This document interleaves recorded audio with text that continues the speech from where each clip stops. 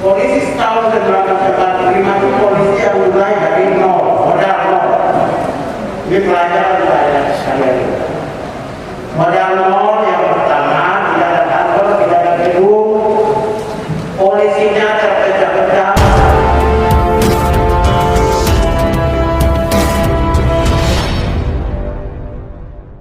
Baik, terima kasih. Saya hadir sebagai penangkap ya atas buku Presisi, Wajah Polisi Presisi. Di dalam buku itu lebih banyak menceritakan kebaikan-kebaikan dan prestasi yang diraih selama 1 tahun terakhir. Bagusnya di buku itu adalah memotret kondisi real di lapangan. Hampir nyaris 34 provinsi. Potret-potret real. Seberapa jauh kebijakan-kebijakan itu terimplementasi di lapangan. Itu yang pertama. Ternyata dalam 1 tahun ini memang polisi telah mengalami perubahan transformasi dari hampir nyaris stagnasi selama jadi begini, saya tadi menjelaskan sejarah polisi dari masa ke masa 1945 sampai 2022, yaitu 22 era. Prestasi polisi yang terakhir itu adalah 1988, di mana polisi diberi tugas oleh ABRI untuk Kamtipmas.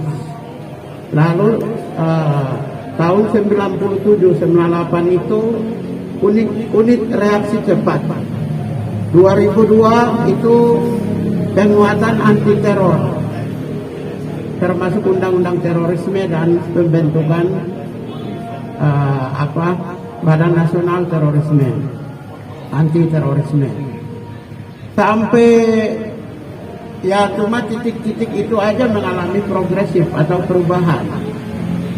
Sampai pada 2021 terjadi perubahan secara terencana, sistematis, masif, terstruktur, dan itu dilakukan banyak perubahan.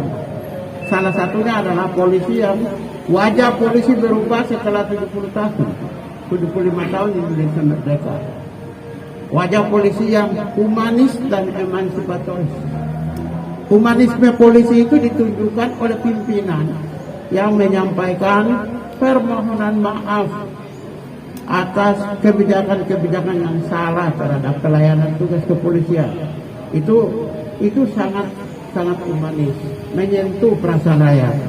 Itu yang pertama. Yang kedua, kebijakan restoratif justice.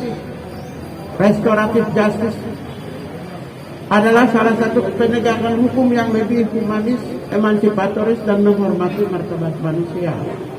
Itu juga dirasakan. Lalu yang ketiga, kita juga melihat penerapan undang-undang ITE. ITE itu menjadi momok yang menakutkan.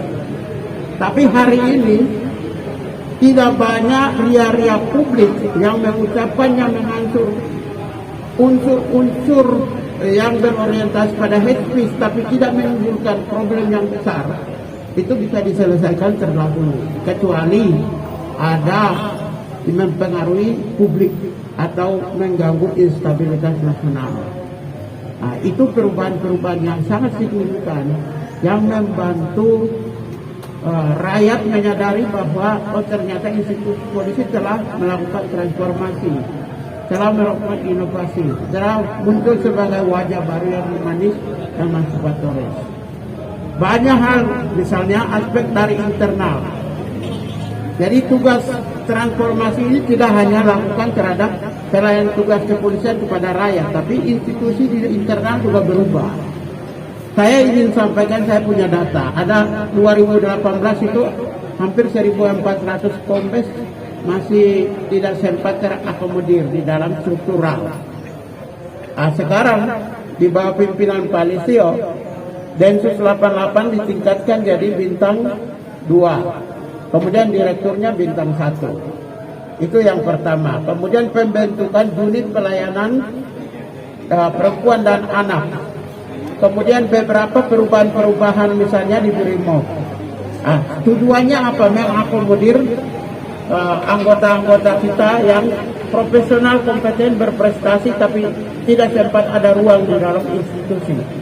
Kemudian misalnya memberikan pelatihan dan pendidikan kepada hampir 700-an anggota polisi ke luar negeri, termasuk 40 orang di universitas-universitas terbaik di dunia.